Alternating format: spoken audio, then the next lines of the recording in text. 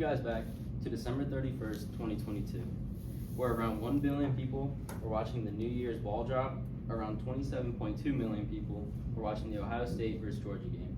And as the time ran out on the New Year, the time ran out on the game clock as well. The Ohio State kicker kicked it, and as both times ran out, he missed it. Now that will go down as one of the most iconic moments in college football history. Now let me tell you why college football is better than the NFL. You guys get bored during homework? Me too. And I also get bored watching the NFL, as there's only 32 teams compared to college football, where it's 858 teams, spread across Division I, Division II, Division III, and JUCO. Now with there only being 32 NFL teams, they're mainly only in like big cities like Atlanta, Miami, Cincinnati, and there's even 2 in New York.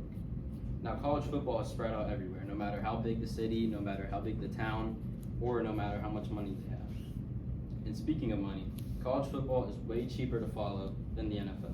As an average NFL ticket last year cost $131, the average college football ticket last year only cost $65.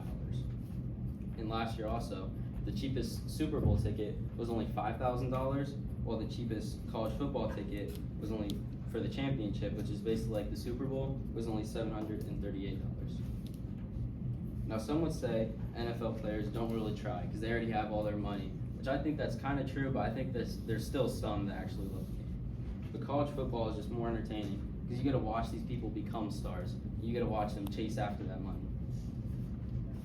Now while the NFL already has all that money, they still try to get more, and I'm talking mainly to the commissioners, because they have so many commercials, ads, and the halftime is way too long.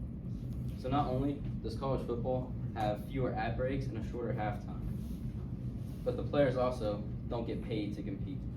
They still get to take part in the average college experience, like going to class, taking quizzes, tests, all that stuff. Now you guys might think that some teams might be unbalanced because you always see the top 4 like Ohio State, Alabama, Georgia, they're always up there. And then you guys might be thinking, well, if I'm a good player, I'm just going to go there because they're the best team. I'm just going to win every year. That's not the case, because the leading running back in college right now actually plays for Boise State. And of course, they're doing good this year now that I'm saying this, but usually they aren't that good. Now you guys might remember how I was saying they don't get paid to play. Now that's sort of true, but there's this thing called an NIL deal, which brands basically pay athletes to come on to wear their brands on the field, and then they'll pay them for that. So it's not playing for money, but you're playing while you're wearing it. It's kind of confusing. Now some people might argue and say NFL is better because they play more games.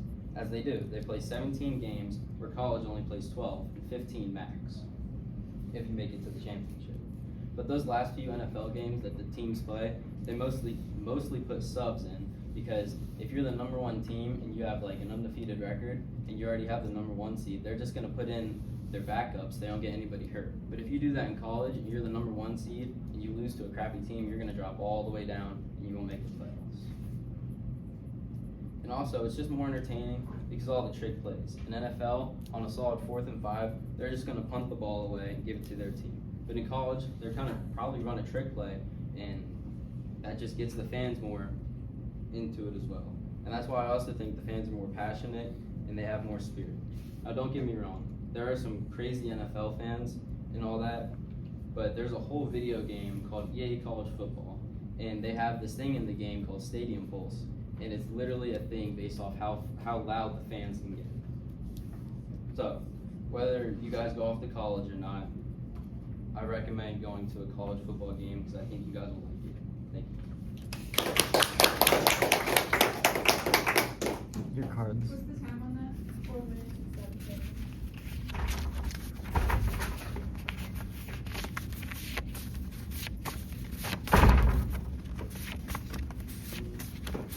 There's a lot of them. That's right. I think there's 15.